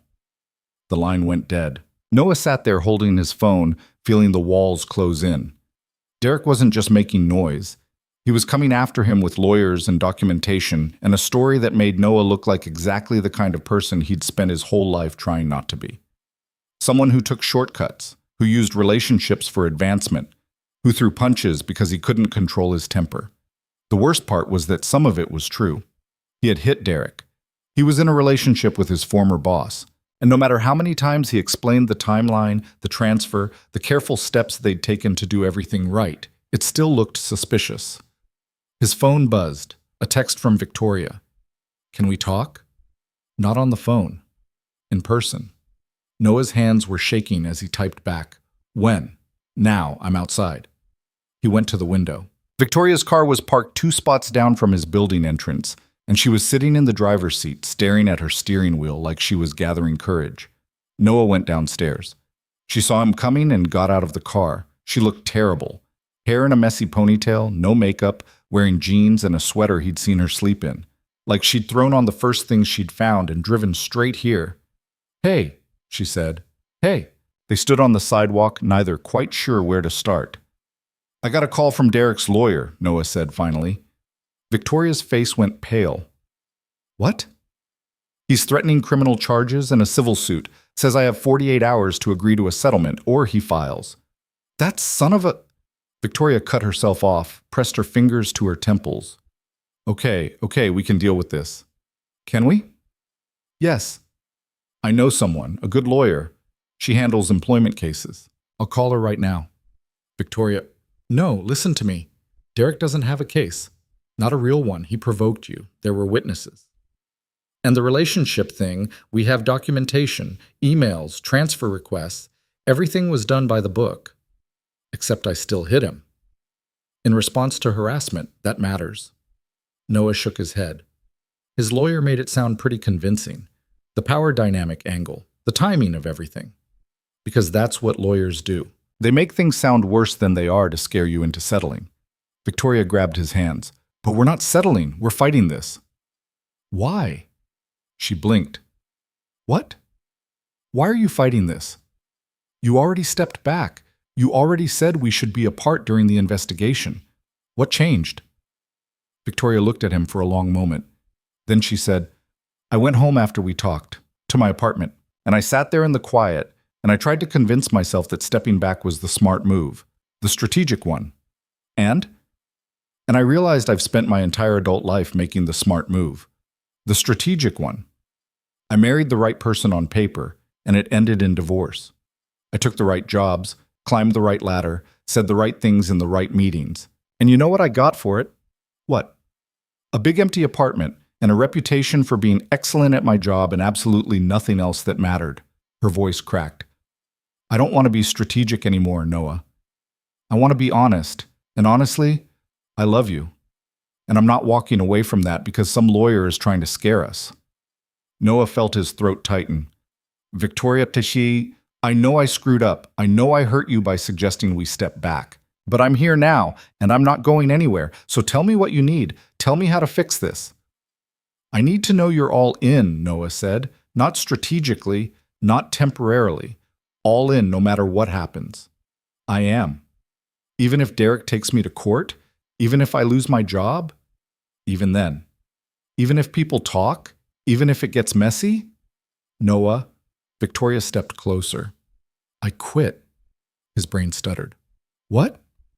"I quit my job. This morning. Gave my notice to HR, told them I was done effective immediately." Noah couldn't process what he was hearing. "You quit." "I quit." "Why?" "Because I needed to prove to you, and to myself, that I'm serious about this, about us. And because I realized that as long as I was still at that company, I'd always be worried about optics and policies and what people thought, and I'm tired of being worried."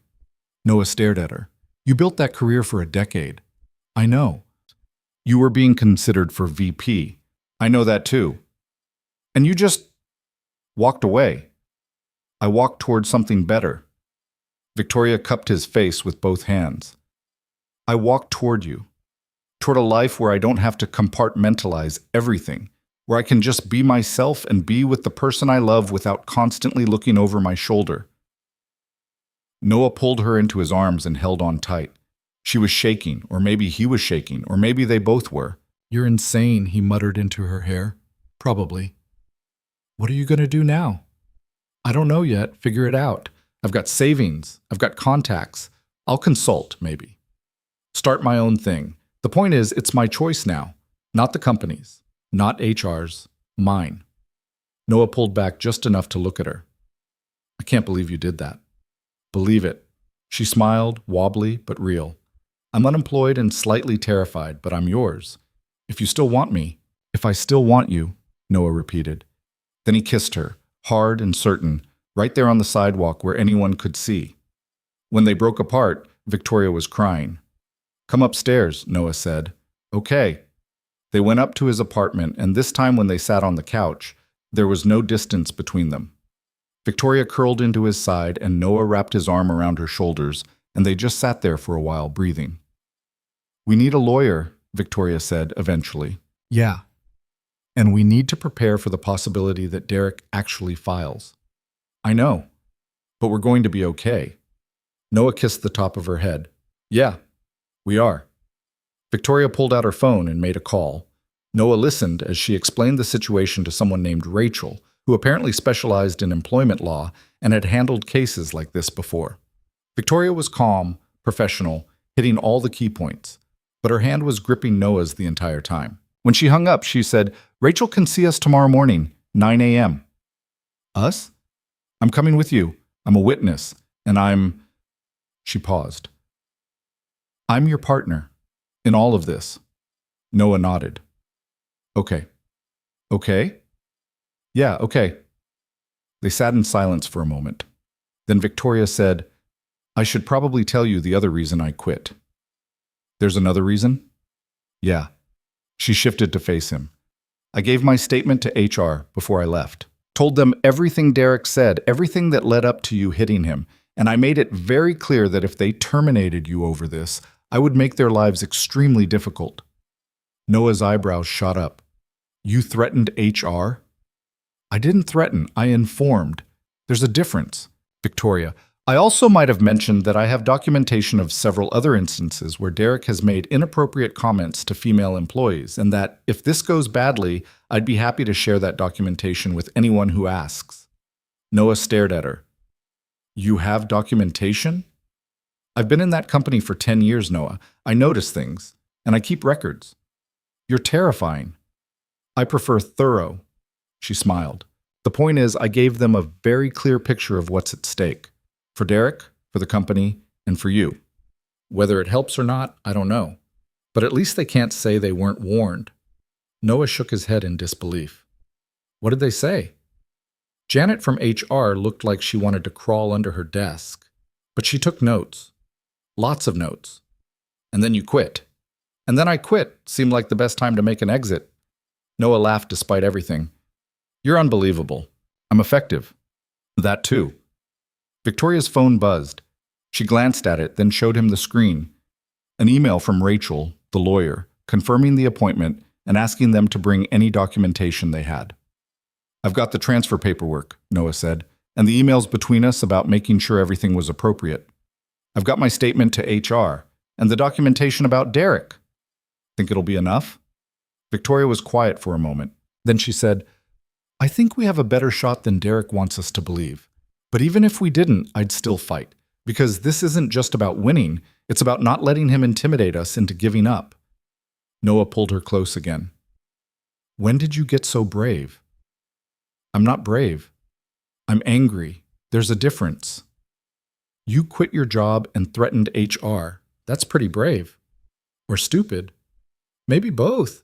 Victoria laughed, and it sounded almost normal. "Yeah, maybe both." They ordered takeout that night because neither of them felt like cooking. Sat on the floor of Noah's living room with Chinese food containers spread out between them, talking through everything that had happened and everything that might happen next. "What if I lose my job?" Noah asked. "Then you find another one." "What if Derek wins the suit?" "Then we deal with it, together." "What if—" "Noah." Victoria set down her chopsticks and looked at him seriously. "We could sit here all night playing what if. Or we could accept that we don't know what's going to happen and just focus on right now." "And what's right now?" Right now we're together. We're eating mediocre lo mein in your apartment, and we're not giving up. She reached across the containers and took his hand. That's enough for now. Noah squeezed her fingers. Yeah, it is. After they finished eating, Victoria went to take a shower while Noah cleaned up. He was putting away leftovers when his phone rang.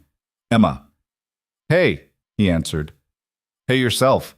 Mia wanted me to call and ask if Victoria's coming to her soccer game on Saturday. Noah's chest tightened. I don't know. What do you mean you don't know? She's been to the last 3. Things are complicated right now. Complicated how? Noah sighed, gave her the abbreviated version. The fight with Derek, the administrative leave, the lawyer's call, Victoria quitting. Emma was silent for a long moment. Then, holy shit. Yeah. Is Victoria there now? Yeah. Put her on. Emma. Put her on, Noah. He walked to the bathroom, knocked. Victoria, my sister wants to talk to you. The water turned off. Victoria emerged a minute later in one of Noah's t-shirts, hair wrapped in a towel. She took the phone with a questioning look. Hello? She said. Noah couldn't hear Emma's side of the conversation, but he watched Victoria's face cycle through surprise, confusion, and then something that looked like relief. Thank you, Victoria said quietly. That means a lot. She handed the phone back to Noah. What did she say? He asked Emma. I told her that anyone who quits their job to be with my brother is either insane or serious, and since she seems pretty sane, she must be serious, and that I approve. Noah felt his throat tighten. Also I told her that she's coming to Mia's soccer game on Saturday because Mia will be devastated if she doesn't, and I'm not dealing with a devastated 7-year-old. She might not be up for... She's up for it. I can tell. Now stop worrying and let me talk to Mia. She's been bouncing around asking about pancakes for tomorrow. Tell her I'll make them. I already did. She's skeptical about whether you'll remember chocolate chips. I always remember chocolate chips. That's what I said. Okay, I'm hanging up now. Love you. Love you too. He hung up and found Victoria watching him with an odd expression. Your sister's intense, she said. You have no idea. She invited me to Mia's soccer game. You don't have to go if you don't want to. I want to, Victoria smiled. I like watching Mia play. She's terrible at soccer, but she tries really hard. Noah laughed. She really is terrible. It's endearing. That's one word for it. Victoria came over, wrapped her arms around his waist. Thank you for this. For what? For letting me in, your family, your life, all of it. You're part of it now, Noah said simply, whether you like it or not. I like it. She stood on her toes and kissed him. I really, really like it. They went to bed early that night, both exhausted from the emotional whiplash of the day. Noah set an alarm for 6 a.m. so they'd have time to prepare before meeting with Rachel. But he woke up at 3 to find Victoria awake beside him, staring at the ceiling. Can't sleep? He asked. She turned her head. Sorry, didn't mean to wake you. You didn't. What's wrong? I keep thinking about tomorrow, about what Derek's lawyer might say, about whether Rachel will think we have a case. She'll think we have a case. You said she's good. She is, but good doesn't always mean winning. Noah rolled onto his side, propped himself up on one elbow. Are you having second thoughts? About quitting? No, maybe. I don't know. Victoria rubbed her eyes. I keep waiting for the panic to hit, for the reality of being unemployed to sink in, but it hasn't yet. Maybe it won't. It will. It always does. Then we'll deal with it when it comes. Victoria looked at him. You're very calm about all this. One of us has to be. I'm supposed to be the calm one. I'm the one who handles crisis. Yeah, well, maybe it's my turn. Noah reached over and took her hand. You've spent the last however many years being the person everyone else relies on. Let me be that person for you for a while. Victoria's eyes filled. I don't know how to do that. Then learn. I'll teach you. She laughed wetly. You're ridiculous. So you keep saying. She pulled him down into a kiss, and they stayed like that for a while, just holding each other in the dark. Eventually, Victoria's breathing evened out and she fell asleep with her head on Noah's chest. He stayed awake a while longer, listening to her breathe, thinking about everything that had happened and everything that was still coming. Tomorrow, they'd meet with the lawyer. They'd start building their defense against Derek's threats. They'd figure out the next steps. But right now, in this moment, Victoria was here. She'd chosen him, chosen them, and that had to count for something. The alarm went off at 6. They got ready in silence, both too nervous to talk much. Noah made coffee. Victoria went over her notes from the HR meeting. They drove to Rachel's office in downtown, a sleek building that made Noah feel underdressed in his button-down and slacks. Rachel turned out to be a woman in her 50s with sharp eyes and a no-nonsense demeanor. She listened to their story without interrupting, taking notes on a yellow legal pad. When they finished, she sat back in her chair. "Okay," she said, "here's what we're looking at. Derek's lawyer is trying to scare you. That's standard practice. The assault claim is weak. You responded to verbal harassment, there were witnesses, and Derek suffered minimal injury. The civil suit is mostly bluster. Emotional distress is hard to prove, especially when he provoked the confrontation." Noah felt some of the tension leave his shoulders. "So you think we can fight this?" "I think we can absolutely fight this. But I need to be clear about something. Even if we win, this is going to be messy. There will be depositions, discovery. Your relationship will be examined in detail. Your employment history, everything." Victoria nodded. "We understand." "Do you? Because I've handled cases like this before, and they get ugly. Derek's lawyer will try to paint you as someone who used a relationship for professional gain. They'll question the timing of the transfer. They'll suggest impropriety even where there wasn't any." "Let them," Victoria said firmly. "We did everything by the book. We have documentation, we have witnesses, and we're not hiding." Rachel studied her for a moment. Then she smiled slightly. "I like you. You've got spine. I've been dealing with difficult men in corporate America for 15 years. Derek Simmons doesn't scare me." "Good, because he shouldn't." Well, Rachel flipped through her notes. "Here's what we're going to do. I'm going to send a response to Derek's lawyer outlining our defense and making it very clear that we're not settling. I'm also going to formally request any documentation he claims to have regarding impropriety or policy violations. My guess is he doesn't have much beyond speculation." "And if he does?" Noah asked. "Then we address it. But I doubt he does. Men like Derek rely on intimidation because they don't actually have solid ground to stand on." "What about the criminal charges?" Victoria asked. "I'll coordinate with a criminal defense attorney I know. But honestly, I don't think Derek will file. It's expensive, time-consuming, and the DA's office is unlikely to prosecute a case where the alleged victim provoked the assault. He's using the threat to get you to settle the civil case." Noah felt like he could breathe for the first time in days. "So what do we do now?" "You wait. I'll send the response today. We should hear back within a week. In the meantime, document everything. Every interaction with Derek, every conversation with HR, everything. And don't talk to anyone from the company without running it by me first." They thanked Rachel and left the office feeling slightly less doomed. In the parking garage, Victoria turned to Noah. "That went better than I expected." "Yeah, it did. I still can't believe this is happening." "Me neither." They stood there for a moment, then Victoria said, "I'm scared." "I know. But I'm also, I don't know, relieved? Like at least now we're doing something instead of just waiting." Noah pulled her into a hug. "We're going to get through this." "Promise?" "Promise."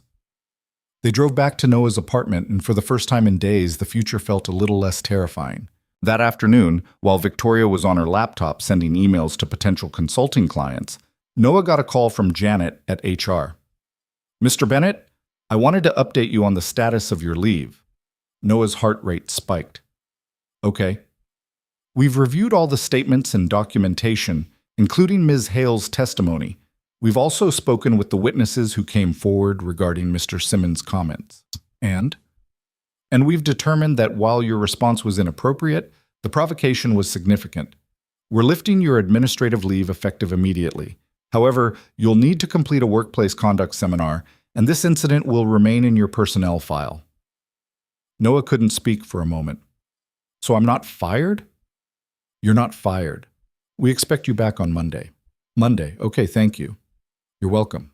And Mr. Bennett, for what it's worth, Mr. Simmons has been placed on notice regarding his behavior. If there are any further incidents, we'll be taking more serious action." "I appreciate that." Janet hung up. Noah sat there holding his phone, feeling like the weight of the world had just lifted off his shoulders. Noah? Victoria looked up from her laptop. What happened? I'm cleared. I can go back to work Monday. Her face lit up. That's amazing. Yeah, it is. Victoria crossed the room and threw her arms around him. See? I told you it would work out. You were right. I usually am. Noah laughed and held her tight, and for the first time since this whole mess started, he let himself believe that maybe everything really was going to be okay.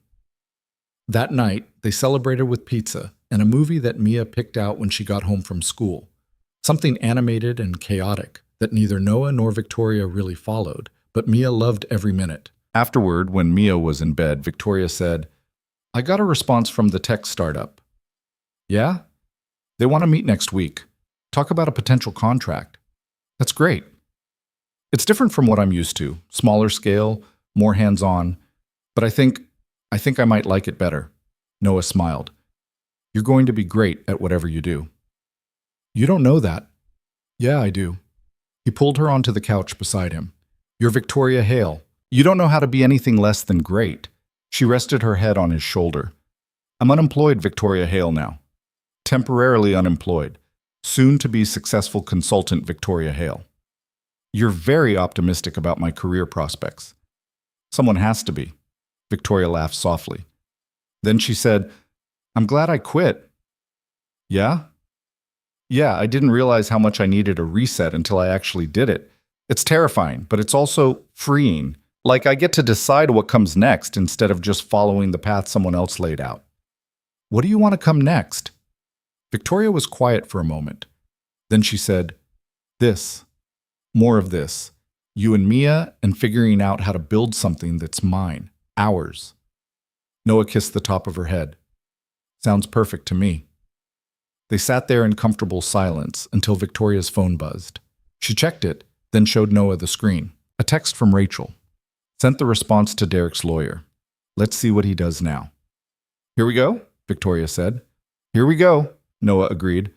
Whatever happened next, they'd face it together. And that made all the difference. Derek's lawyer responded 3 days later. Rachel called Noah on Thursday afternoon while he was in the middle of a strategy meeting. He excused himself, stepped into an empty conference room, and answered. Tell me, he said. He's backing down. No criminal charges. No civil suit. He's dropping everything. Noah's knees went weak. He sat down hard in one of the conference chairs. You're serious? Completely. I sent over our response and the witness statements, and apparently that was enough. His lawyer sent back a very terse email saying his client has decided not to pursue the matter further. Just like that. Just like that. My guess is once Derek realized we actually had documentation and witnesses, he knew he didn't have a case. Men like him rely on people being too scared to fight back. You fought back. Noah let out a breath he felt like he'd been holding for a week. So it's over. It's over. You're clear. Rachel, I don't know how to thank you. You can start by paying my invoice when it arrives. Beyond that, just live your life and don't punch anyone else. Noah laughed despite himself. I'll do my best. Good. Take care of yourself, Mr. Bennett, and tell Victoria congratulations on the new job. New job? She didn't tell you? The tech startup offered her a contract this morning. She accepted about an hour ago. Noah felt a grin spreading across his face. She did? She did. You've got a good one there. Don't mess it up. I won't. They hung up, and Noah immediately called Victoria. She picked up on the first ring. Did Rachel call you? Yeah, Derek dropped everything. I know. She called me first. I was about to call you. And apparently you got a job? Victoria laughed. I got a consulting contract. It's not exactly a job. It's better than a job. It's your own thing. It is, isn't it? She sounded genuinely excited, more animated than he'd heard her in weeks. They want me to start next Monday. Build out their operational framework, develop their management structure. It's small scale, but Noah, they're actually doing something interesting. Not just moving money around, actually building something. That's amazing. I think so. I'm terrified, obviously, but also, I don't know. Ready? You're going to be incredible. You keep saying that. Well, because it's true. Noah glanced at the clock. 3:30. What are you doing right now? Sitting in a coffee shop pretending to work while actually having a minor panic attack about whether I know how to run a consulting business. Come to my office. What? Noah, you're at work. I know. Come anyway. We should celebrate. We can celebrate tonight. I want to celebrate now with you, in person. Please? There was a pause. Then Victoria said, Okay, I'll be there in 20 minutes. Noah went back to his meeting, wrapped it up as quickly as he could, and was standing in the lobby when Victoria walked in. She looked uncertain, glancing around like she expected someone to stop her. Hey, Noah said. Hey. She stayed by the doors, not quite entering. Are you sure this is okay? It's fine. Come on. He led her to the elevators, and they rode up to the 4th floor together. A few people stared.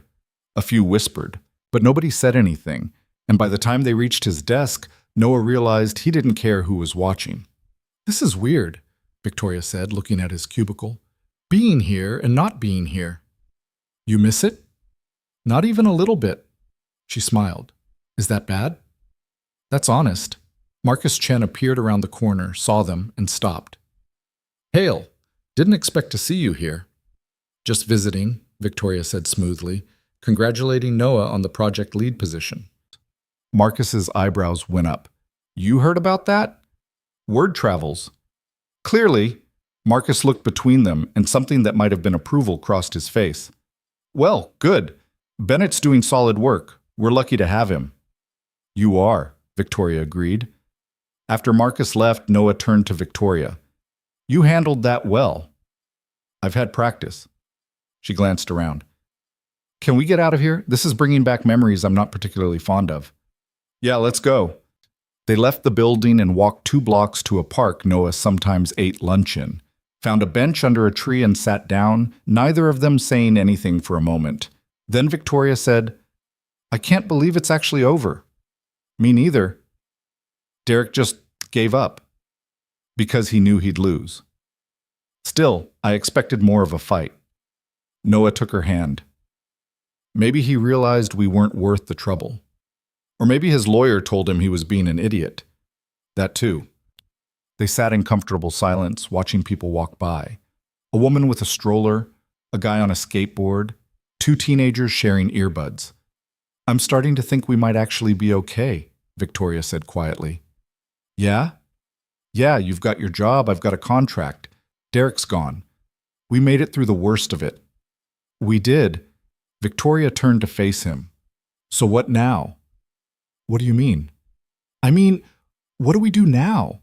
We've been in crisis mode for weeks, fighting to stay together, to keep our jobs, to survive. But now that we're through it, what comes next? Noah thought about it. I guess we just live, build something together. That simple? Why does it need to be complicated? Victoria smiled. It doesn't, I suppose. So let's keep it simple. You take your consulting job, I do my project lead thing. We figure out our life together, one day at a time. One day at a time, Victoria repeated. I like that. They stayed in the park for another hour, just talking. About Victoria's new contract, about Noah's project, about whether they should look for a bigger apartment or if his place was enough for now. Normal things, mundane things, the kind of conversations that felt revolutionary after weeks of crisis. When Noah finally checked his phone, it was after 5. I should get Mia, he said. I'll come with you.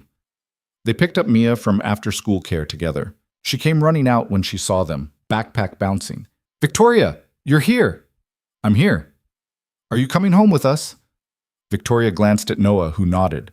Yeah, Bug. She's coming home with us. Good, because I need help with my science project and Daddy's terrible at science. Hey, Noah protested. It's true, Daddy. You thought photosynthesis was about cameras. That was one time and I was joking. Mia looked skeptical. Victoria was trying not to laugh. They went back to Noah's apartment and Mia immediately dragged Victoria to the kitchen table to show her the science project, something about plant growth that involved way too many charts for a second grader. Noah made dinner while listening to them debate the merits of different soil types, and he thought about how normal this felt. How right. A month ago, he'd been terrified. 2 months ago, he hadn't even known this was possible. But now, watching his daughter explain photosynthesis to his girlfriend who'd quit her job to be with him, Noah felt something he hadn't felt in years: hope. After dinner, after Mia's bath, and the bedtime routine that Victoria was becoming increasingly involved in, Noah and Victoria sat on the couch with glasses of wine Noah had picked up on the way home. "She's getting attached to you," Noah said. "I'm getting attached to her." Victoria took a sip of wine. "Is that okay?" "More than okay. Just, if this doesn't work out, if we don't work out, it's going to hurt her. It's going to hurt me too. I know. I need to make sure you're sure about all of this, about us, about being part of her life." Victoria set down her wine glass and turned to face him fully. "Noah, I quit my job. I told off HR. I hired a lawyer and fought Derek Simmons. I'm starting a whole new career at 38 years old because I wanted to be with you. Do you really think that I'm not sure? I just had to ask." "I know, and I get it. You're protecting her. That's what good parents do." She took his hand. "But I'm not going anywhere. I'm in this. For the long haul. However long that is." "Forever?" "Yeah, forever." Noah kissed her, slow and sweet, and thought about how much had changed since that night she'd shown up at his door. The next few weeks settled into a rhythm that felt almost normal. Noah went back to work full-time, leading the restructuring project and discovering he actually enjoyed the strategic side of things. The increased responsibility came with increased stress, but also increased satisfaction. He was good at this, and people were starting to notice. Victoria threw herself into her consulting work with the kind of focus Noah recognized from their time working together. She'd set up a small office in the corner of his bedroom, just a desk and a laptop, but it was hers. Her meetings were on Zoom now instead of in conference rooms. Her hours were flexible, and she seemed genuinely happy. Mia started 3rd grade and decided she wanted to learn piano. Noah enrolled her in lessons and spent his evenings listening to increasingly less terrible renditions of Twinkle, Twinkle, Little Star. And slowly, carefully, they built a life together. It wasn't always smooth. They fought sometimes, usually about stupid things. Victoria had a tendency to work too much, and Noah had a tendency to shut down when he was stressed. They both had habits that annoyed each other. Victoria left coffee mugs everywhere. Noah never closed drawers all the way. But they worked through it, talked it out, figured it out. 2 months after Derek dropped the lawsuit, Noah came home to find Victoria on the couch, looking at something on her laptop. "What's that?" he asked. "House listings." Noah set down his bag. "House listings?" "Yeah, I was thinking, your lease is up in 3 months. We could renew, or we could look at getting a place together, something bigger. You want to buy a house?" "I want us to buy a house." Victoria turned the laptop so he could see. "Something with a yard, a real kitchen, a room for Mia that's not right next to where we sleep." Noah sat down next to her, looking at the listing. A 3-bedroom in a decent neighborhood. Nothing fancy, but solid. Real. "This is a big step," he said. "I know. You're sure? Are you going to ask me if I'm sure about every major decision for the rest of our lives?" "Probably." Victoria smiled. "Then yes, I'm sure. I want a home with you, not just an apartment. A home." Noah looked at the house on the screen, imagined Mia running around in that backyard, imagined weekend mornings in that kitchen, imagined growing old with Victoria in that master bedroom. "Okay," he said. "Okay, let's look at it. This weekend." Victoria's face lit up. "Really? Really?" They looked at the house on Saturday. It needed work. The kitchen was outdated, one of the bathrooms had questionable tile choices, and the backyard was mostly weeds. But it had good bones, and Mia loved it immediately. "I could have sleepovers here," she announced, running through the empty rooms. "You could," Victoria agreed, "and we could get a dog." "Let's start with the house," Noah said. "But eventually a dog. Eventually we can discuss a dog." Mia seemed satisfied with that answer and went back to exploring. Noah found Victoria standing in what would be their bedroom, looking out the window at the backyard. "What are you thinking?" he asked. "I'm thinking this is real. We're actually doing this." "Having second thoughts?" "No, just processing. 6 months ago, I was eating dinner alone in my apartment every night. Now I'm looking at houses with you and your daughter. It's a lot of change. Noah came up behind her, wrapped his arms around her waist. Good change? The best change. She leaned back against him. I didn't know I could have this. Have what? This. A family. A real life. I thought I'd traded that possibility away years ago for my career. You didn't trade anything away. You just hadn't found the right person yet. Victoria turned in his arms. And you're the right person? I'm going to do my best to be. She kissed him, soft and sure, and Noah thought about how far they'd come. They made an offer on the house that Monday. It was accepted by Wednesday. And suddenly they were homeowners, or at least they would be once the escrow closed. The whole process was terrifying and exciting and exhausting all at once. Inspections and appraisals and paperwork that never seemed to end. Victoria handled most of it with the same efficiency she'd brought to corporate restructuring, turning buying a house into a project with spreadsheets and timelines. You're very organized about this, Noah observed one night while she was color-coding a moving checklist. I like to know what's happening when. I can see that. Does it bother you? Not even a little. Actually, it's kind of hot. Victoria threw a pillow at him. You're ridiculous. So you keep saying. They moved in 8 weeks later on a Saturday in November. Emma showed up with her boyfriend and a truck. Marcus Chen somehow heard about it and showed up with lunch. Even Rachel, their lawyer, stopped by with a housewarming gift.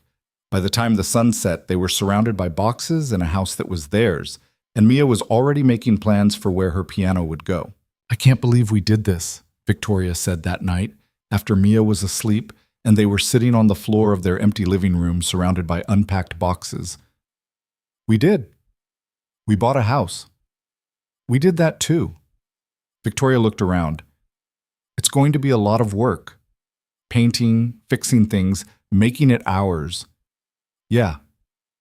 And it's going to be expensive and time-consuming and probably frustrating. Probably. And I can't wait. Noah laughed. Me neither.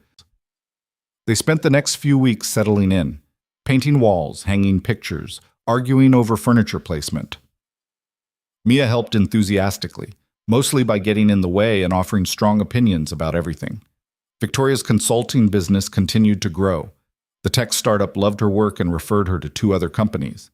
She hired an assistant, a recent business school grad named Amy, who was sharp and eager and exactly what Victoria needed. Noah's project wrapped successfully, and he was offered a permanent position in strategic planning with a significant raise. He accepted, feeling like maybe he'd finally found where he was supposed to be. And through it all, they kept building, kept learning, kept figuring out how to be together.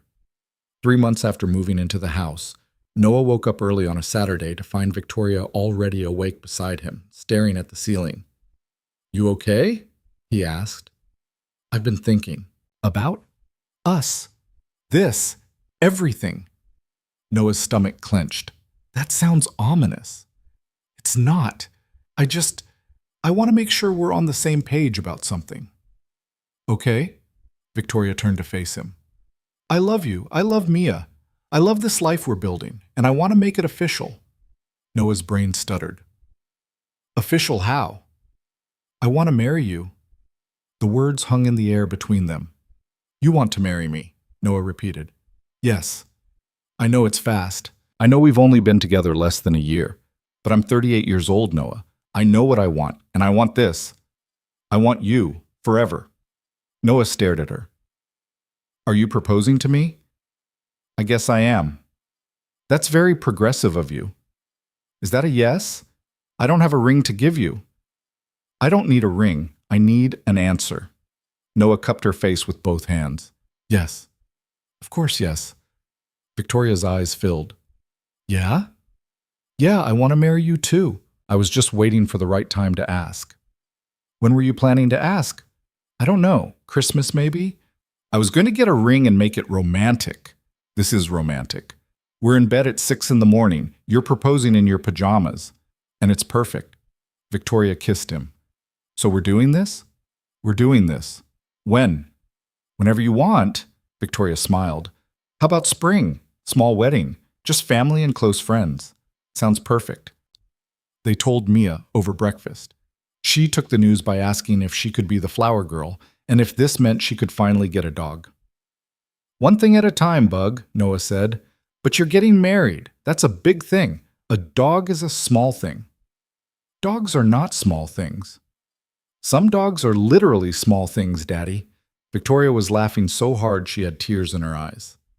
They set a date for April. Sent out invitations to a small group, Emma and her boyfriend, a few of Noah's friends from work, Victoria's college roommate who she'd stayed close with, Rachel the lawyer, Marcus Chen, and his wife.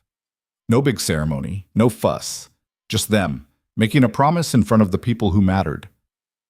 The morning of the wedding, Noah woke up nervous. Emma found him pacing in the kitchen 2 hours before the ceremony. "You okay?" she asked. "I'm getting married." "I know. I was there when you sent the invitations." "What if I mess this up?" "Noah, you bought a house with her. You've been living together for months. You're already doing the marriage thing. This is just making it official." "I know, but nothing. You love her. She loves you. Mia loves her. This is the easiest decision you've ever made." Emma put her hands on his shoulders. "Stop overthinking and go get married." Noah took a deep breath. "Okay. Okay? Okay. I'm good. Good. Now go get dressed before Victoria thinks you've backed out." The ceremony was in the backyard of their house, under a small arch that Emma had helped decorate. 25 people in folding chairs on the lawn. Nothing fancy, nothing elaborate, just real. Noah stood at the front and watched Victoria walk toward him in a simple white dress, holding a bouquet of flowers Mia had insisted on picking out. She looked beautiful and nervous and absolutely certain all at once. When she reached him, she whispered, "Still sure?" Never been more sure of anything. The ceremony was short. They'd written their own vows, kept them simple. Promises about honesty and partnership and choosing each other every day. About building a life together, whatever that looked like. When the officiant said, "You may kiss the bride," Noah pulled Victoria close and kissed her like it was the first time and the 1,000th time all at once. Mia cheered, everyone clapped, and Noah felt like every hard moment, every fight, every scared decision had led to this.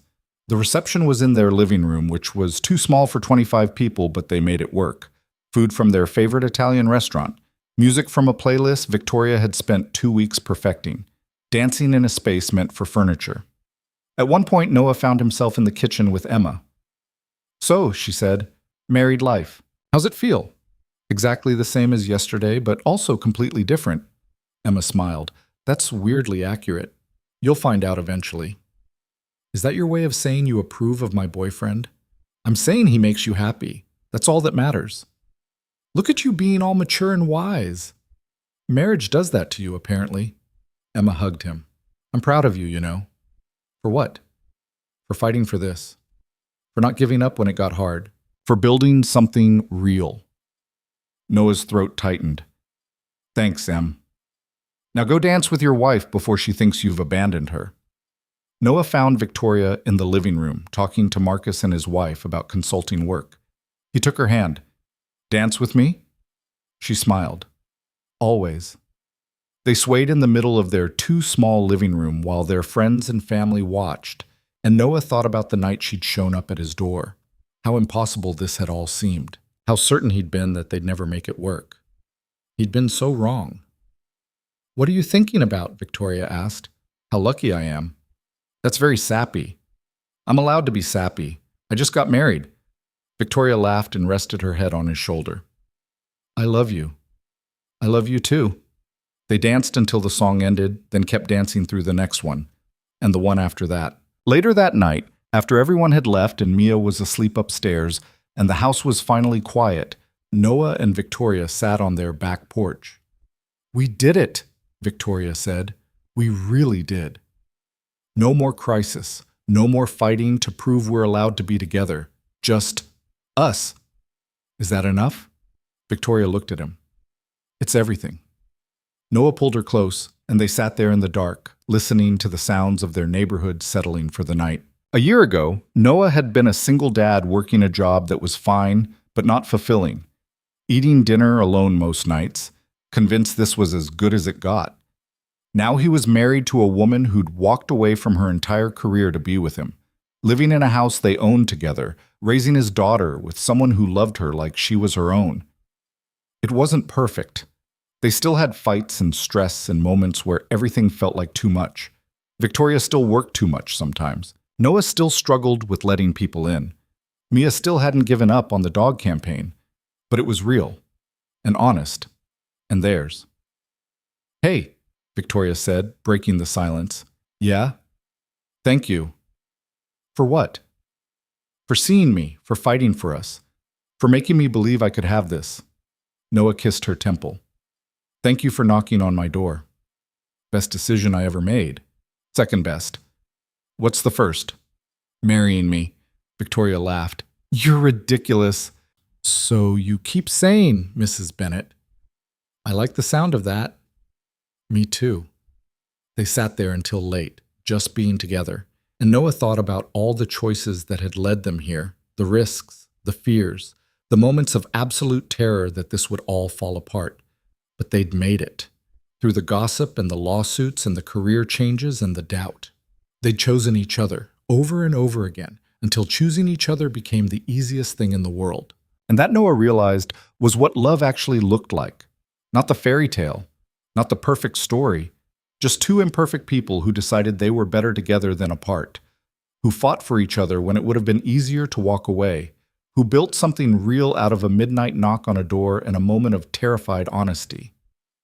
"Come on," Noah said, standing and offering Victoria his hand. "Let's go to bed. Our bed. In our house. That we own together." "As a married couple." Noah smiled. "As a married couple." They went inside, locked the doors, and climbed the stairs to their bedroom. Tomorrow they'd wake up and start their new life as husband and wife.